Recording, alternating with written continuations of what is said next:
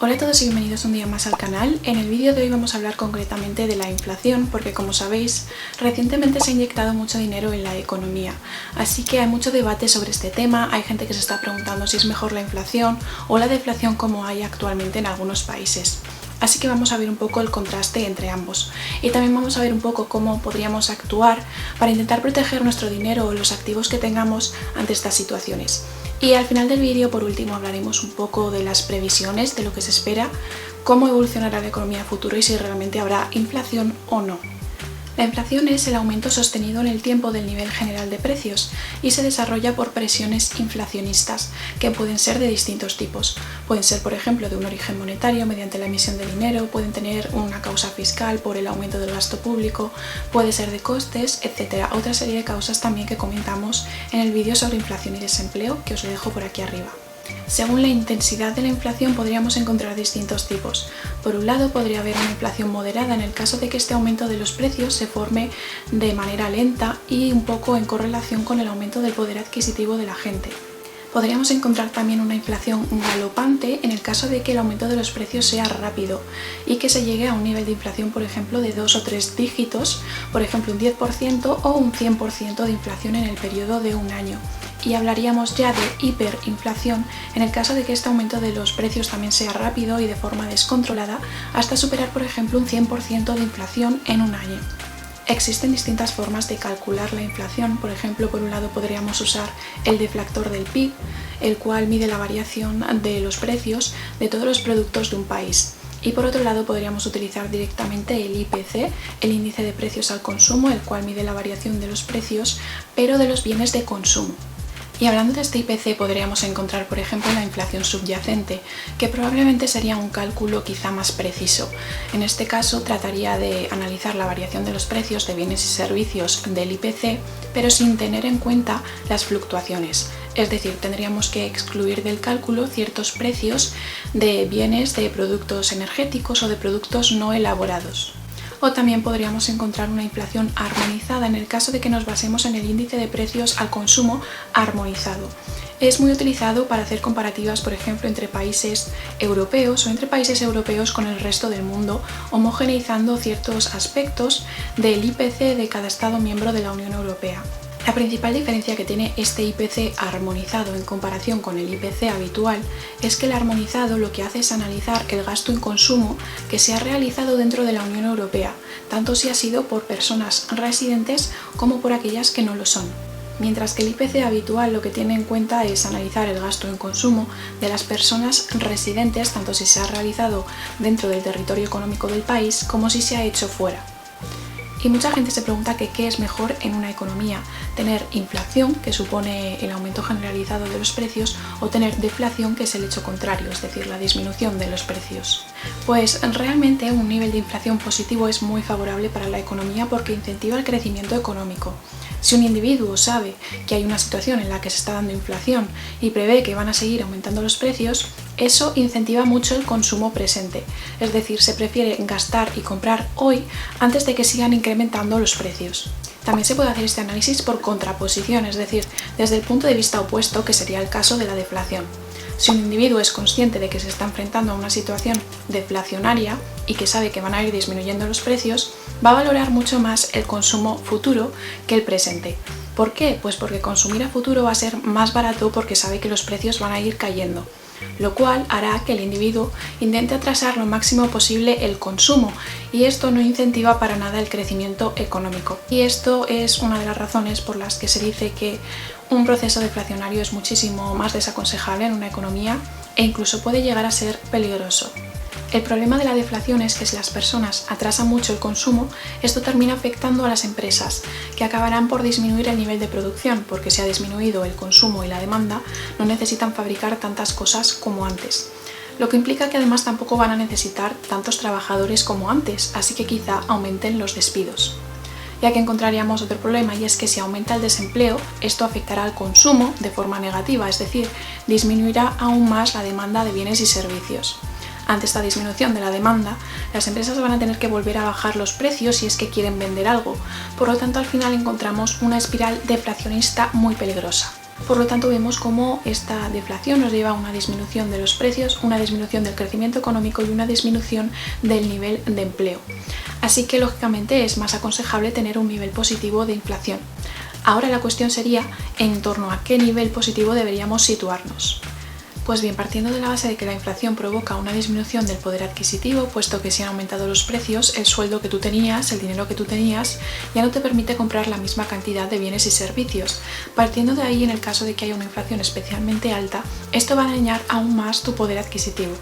Además, cuanto mayor sea la inflación, más irán subiendo los precios y por lo tanto las personas serán más conscientes de ello y quizá esto haga que aumenten las reivindicaciones salariales de forma que se compense esta disminución del poder adquisitivo que hemos comentado que causa la inflación y que en el caso de que haya una inflación muy alta, pues esto se ve aún más perjudicado. Entonces, este aumento de las reivindicaciones salariales lo que van a hacer es que la empresa tenga que aumentar en general los salarios de sus trabajadores y esto supone un aumento de costes para la empresa que probablemente trasladen a los precios haciendo que estos aumenten más o si no, por otro lado, quizá despidan trabajadores porque no pueden aumentar el sueldo a todos. Y con una inflación muy alta podemos observar también una serie de conductas bastante contraproducentes, en el sentido de que la inflación disminuye el valor de tu dinero. Por ejemplo, pues como hemos dicho, disminuyendo este poder adquisitivo que tenías antes de la inflación. Esto puede hacer que una persona prefiera el consumo presente al consumo futuro, porque a medida que vaya pasando el tiempo, el dinero irá perdiendo aún más valor. Así que es algo que probablemente desincentive bastante el ahorro. De forma que una vez que esta inflación tan alta vuelva a un nivel más bajo o a un nivel normal de inflación, entonces estas personas se encontrarían ante una escasez de ahorros. Por lo tanto, lo óptimo será una inflación positiva para evitar los problemas de la deflación, pero con unos niveles bajos para evitar este tipo de problemas especialmente fomentados por una inflación muy alta. Un nivel bajo de inflación favorece el uso eficiente de los recursos, porque si el nivel de inflación es excesivamente elevado, entonces la economía tendrá que realizar una serie de esfuerzos para reconducir ese nivel tan alto de inflación y llevarla a unos niveles más moderados, lo que supone un uso improductivo de los recursos de la economía porque es algo que no genera realmente riqueza. Una inflación baja también contribuye a disminuir la incertidumbre porque si la inflación es muy alta, en muchas ocasiones puede resultar muy variable o volátil, haciendo que sea más difícil estimar su evolución. Lo que afecta también negativamente a los precios relativos de los bienes que perderían su contenido informativo sobre la posible evolución futura de los precios. Además, una inflación baja también palia o atenúa un poco el problema de la distribución desigual de la renta. Con una inflación muy alta se incrementaría y aumentaría esta divergencia entre ganadores y perdedores de la inflación porque no afecta a todos los grupos sociales por igual. Por ejemplo, con niveles de inflación muy altos salen muy perjudicados los jubilados porque tienen unos ingresos que crecen en menor proporción que el aumento de los precios. Además, también afectaría más a trabajadores que se encuentren en empresas con condiciones económicas más desfavorables o inestables en ese momento, porque no podrían aumentar los salarios ante las reivindicaciones salariales que pudiesen hacer los trabajadores en un momento inflacionista. Hay diferentes formas de intentar combatir la inflación, como es por ejemplo con la disminución de la masa monetaria, quizá con la disminución del gasto público o renegociando deuda con el Fondo Monetario Internacional. Otra medida para disminuir la inflación es el aumento de los tipos de interés. Esta relación inversa la explicamos en el anterior vídeo de inflación y desempleo. Si aumentan los tipos de interés, esto va a hacer que aumente el coste de financiarse, es decir, pedir préstamos va a resultar más caro. Por lo tanto, habrá gente que no pedirá estos préstamos, tendrá un poco menos de dinero y entonces disminuirá su consumo. Si disminuye el consumo y disminuye entonces esta demanda, las empresas al final acabarán bajando poco a poco los precios.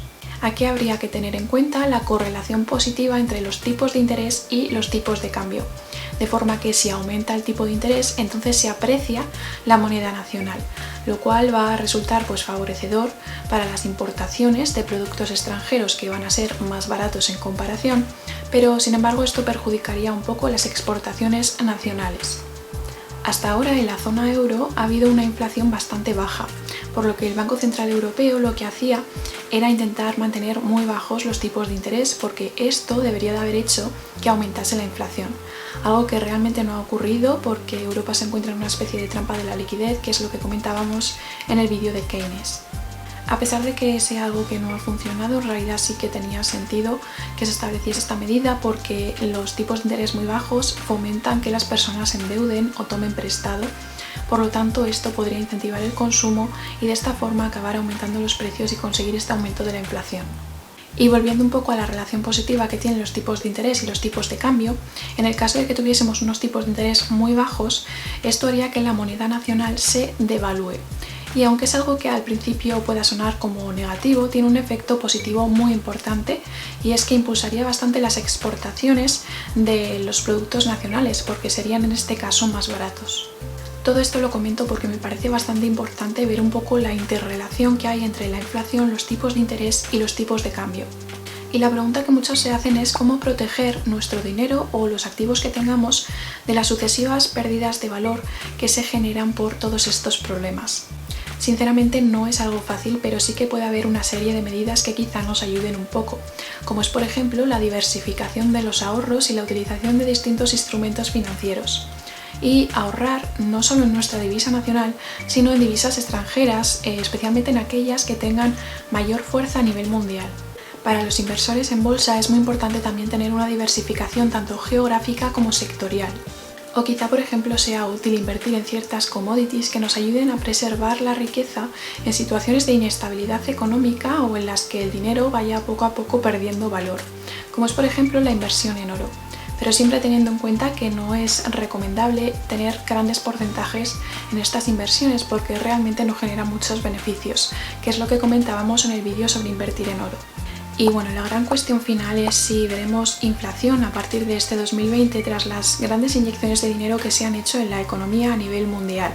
A nivel mundial creo que no es algo fácil de estimar porque por un lado hay países que se encuentran con un nivel de inflación muy elevado y después hay otros países que se encuentran en una espiral deflacionista muy importante. Pero si tenemos en cuenta, por ejemplo, un país con un nivel de inflación un poco más coherente, como ocurre por ejemplo en la zona euro, donde encontramos un nivel de inflación bajo y lejano realmente del objetivo del 2%, que es el objetivo que establece el Banco Central Europeo. En este tipo de países con un nivel de inflación un poco más coherente es más fácil hacer estimaciones y es probable que haya inflación a futuro en la medida en la que la cantidad de dinero que se ha inyectado en la economía llegue a quien tiene que llegar, es decir, a los hogares y a las empresas para que aumente el consumo y la inversión. Algo que por ejemplo no ocurrió en la crisis anterior del 2008-2009 porque la inyección que se hizo de dinero en la economía llegó fundamentalmente a los bancos. Por lo tanto, pues no hubo la inflación que se estimaba que iba a haber. Así que quizá haya inflación en la medida en la que ese dinero, como digo, llegue a quien tiene que llegar. Aunque dada la situación actual de gran incertidumbre, de no saber si habrá próximos confinamientos y demás, es muy probable que a pesar de que el dinero llegue a quien tiene que llegar, es decir, a los hogares y a las empresas, ambos agentes aumenten el ahorro en lugar del consumo. Por lo tanto, pues si no ocurre al final este aumento del consumo por parte de los hogares y de la inversión por parte de las empresas, quizá tampoco haya unos niveles de inflación realmente muy elevados. Y eso es todo, espero que os haya servido el vídeo. Si os ha gustado y os ha sido útil, por favor no os olvidéis de darle like y de suscribiros al canal para tener más vídeos como este y nos vemos en el siguiente vídeo.